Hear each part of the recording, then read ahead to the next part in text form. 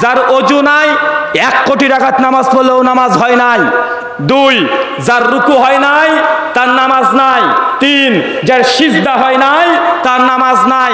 চাচা আপনি রুকু কেমন করে করেন ওটা তো আমরা দেখতেই পাই, মানে রুকুতে কোনো রকম গিয়ে না দাঁড়িয়ে আবার সিজদায়, আছে না নাই কথা বলেন?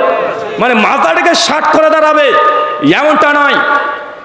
সুনান কুবরা লিল বাইহাকি হাদিস নাম্বার 1780 এবং সহিহ বুখারী হাদিসে জিবরিল হাদিস নাম্বার 50 আসছে, যখন একজন ব্যক্তি নামাজে দাঁড়াবে, সুনান কুবরা লিল বাইহাকির রিওয়ায়াত, যখন দাঁড়িয়ে থাকবে সেই সময় তার চোখটা কোথায় থাকবে? কথা বলেন, ঘড়ির দিকে? হ্যাঁ, কে আসছে দেখার দিকে? কথা বলেন, কোন দিকে থাকবে? যেখানে সিজদা দেন, যেখানে নাক এবং কপাল ঠেকান ওই জায়গাতে আপনার চোখ থাকবে। এদিকে এদিকে ইচ্ছাকৃত তাকানো যাবে না। কিন্তু আমরা না আল্লাহু আকবার দেখেনি, আছে না নাই কথা বলেন? আছে। আপনি ইবাদত করছেন, বলেন তো ভাই আল্লাহ সুবহানাহু ওয়া তাআলা ইবাদত কি কবুল করবেন? মানুষ ইবাদত করে ওই জাহান্নামে যাবে। যখনই কুরবানি ঈদ চলে আসে সেই সময় মানুষের মধ্যে বিতর্ক যে হুজুর ভাগা কুরবানি দেওয়া যাবে?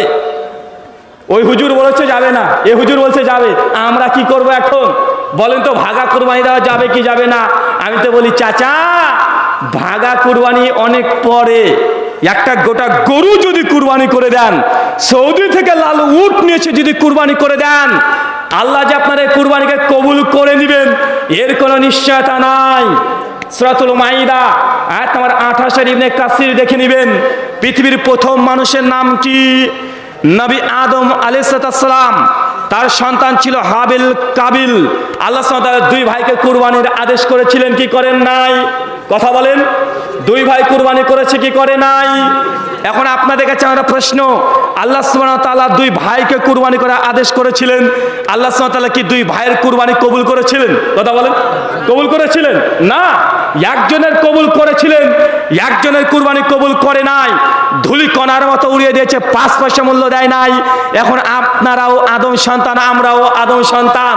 চিন্তা করে দেখেন, পৃথিবীর প্রথম মানুষ, প্রথম নবী, প্রথম সন্তান, প্রথম কুরবানি আল্লাহ একজনের কবুল করছেন, একজনের ধুলি কণার মতো উড়িয়ে দিয়েছেন। আমরাও আদম সন্তান, আমরাও যদি কুরবানি করি আল্লাহ কি আমাদের কুরবানি করলে কবুল করে নেবেন? হ্যাঁ, ভাগা কুরবানি দিচ্ছেন, যাবে কি যাবে না ও মাসলা পরে, কিন্তু আপনি যখন কুরবানি ভাগা দিচ্ছেন নিয়াত কি আপনার? একটা খাসি দিলে 10,000 লেগে যাবে গো, মেয়ে আমার 3টের বিয়ে দিয়েছি, এই আমার অনেক বড় গোষ্ঠী আছে, এখন মাংস আমি কিভাবে দেব? মাংস তো দিতে পারবো না, মাংস কি বলে 2-1 পিস দেব?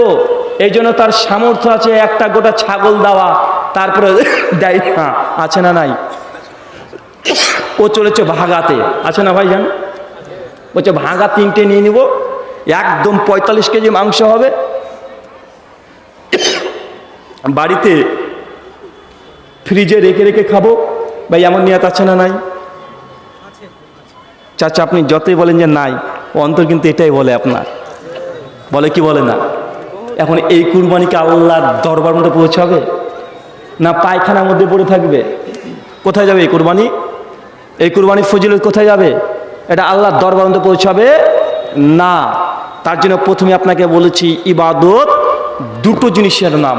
1, আল্লাহ যা গ্রহণ করতে বলেছে নিঃসন্দেহে গ্রহণ করে নেবেন।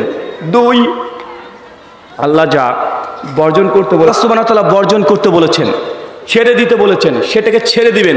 এই 2টো জিনিসের নাম ইবাদত। এই 2টো জিনিস যদি আপনি বুঝতে পারেন, ইনশাআল্লাহ যে কোনো একটা ছোট্ট যদি ইবাদত হয়, যদি 1 রাকাত নামাজও হয়, এটা আল্লাহ সুবহানাহু ওয়া তাআলার কাছে যে দরবারে কবুল হয়ে যায়, ভাই বন্ধু, এর বিনিময়ে আল্লাহ জান্নাত দিতে পারেন কি পারেন না? জান্নাত দিতে পারেন। সহিহ বুখারী কিতাবুল আম্বিয়া হাদিস 3336 নম্বর হাদিস, আল্লাহ নবী একটা বানী ইসরাইলের ঘটনা বর্ণনা করছে। একজন ইহুদি মেয়ে রাস্তা দিয়ে চলছে, একটা কুত্তার সঙ্গে দেখা, কুকুরটি একদম পিপাসিত, তৃষ্ণায় কাতর, মেয়েটার দয়া হয়েছিল, ওই মেয়েটি কোনো ক্রমে সে কুত্তাটাকে পানি পান করে দিয়েছে। আল্লাহ সুবহানাহু ওয়া তাআলা এতই খুশি এই মেয়েটার কর্মে দেখে, এই মেয়েটার কাজ দেখে, আমল দেখে, আল্লাহ সুবহানাহু ওয়া তাআলা তার পেছনের সামনে যা গুনাহ ছিল সব ক্ষমা করে দিয়েছেন। ইমাম হাজার আসকারী ফাতুল বারীর মধ্যে বলছে, তার মানে এর গুনাহ ক্ষমা মানে এই মেয়েটার জন্য জান্নাতের সুসংবাদ। আল্লাহ নবী দিয়ে দিচ্ছেন। ভাই বলেন তো একটা ছোট্ট কাজ করেও তার মানে জান্নাতে যাওয়া যায় কি যায় না?